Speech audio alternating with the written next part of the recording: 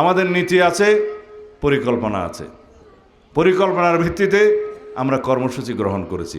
সেই কর্মসূচি বাস্তবায়ন করে এই দেশকে আমরা এগিয়ে নিয়ে যাব ইনশাআল্লাহ। সেই জন্য আমার নেতা, আপনাদের নেতা, বাংলাদেশের গণমানুষের নেতা জনাব তারেক রহমান বলেছেন ওনার একটি পরিকল্পনা আছে। তিনি বলেছেন আই হ্যাভ এ প্ল্যান। সেই পরিকল্পনা এই দেশের মানুষের জন্য, এই দেশের জন্য, এই দেশের নিরাপত্তা নিশ্চিত করার জন্য, এদেশের স্বাধীনতা সার্বভৌমত্বকে রক্ষা করার জন্য, গণতন্ত্রকে শক্তিশালী করার জন্য। এই গণতান্ত্রিক সংস্কার হবে রাষ্ট্র কাঠামো মেরামতের মধ্য দিয়ে। এই গণতান্ত্রিক সংস্কার হবে সংবিধানের গণতান্ত্রিক সংস্কারের মধ্য দিয়ে।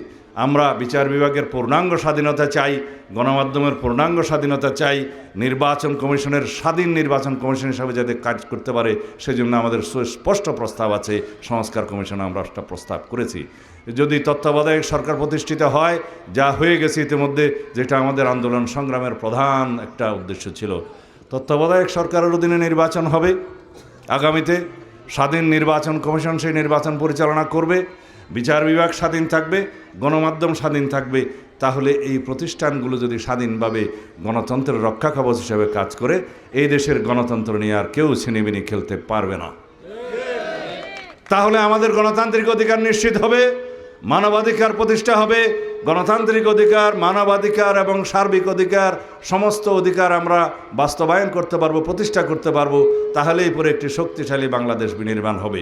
যেই বাংলাদেশের স্বপ্ন আমাদের শহীদরা দেখেছিলেন, 24-এর ছাত্র গণ অভ্যুত্থানের শহীদদের আকাঙ্ক্ষা অনুযায়ী, তাদের প্রত্যাশা অনুযায়ী, এদেশের গণমানুষের প্রত্যাশা অনুযায়ী আমরা একটা শক্তিশালী গণতান্ত্রিক রাষ্ট্র বিনির্মাণ করব ইনশাআল্লাহ। এই আমাদের প্রতিশ্রুতি, এই আমাদের অঙ্গীকার। বিএনপির প্রতিশ্রুতি দেয়, প্রতিশ্রুতি রক্ষা করে। ইনশাআল্লাহ আমরা সবাই অঙ্গীকারাবদ্ধ।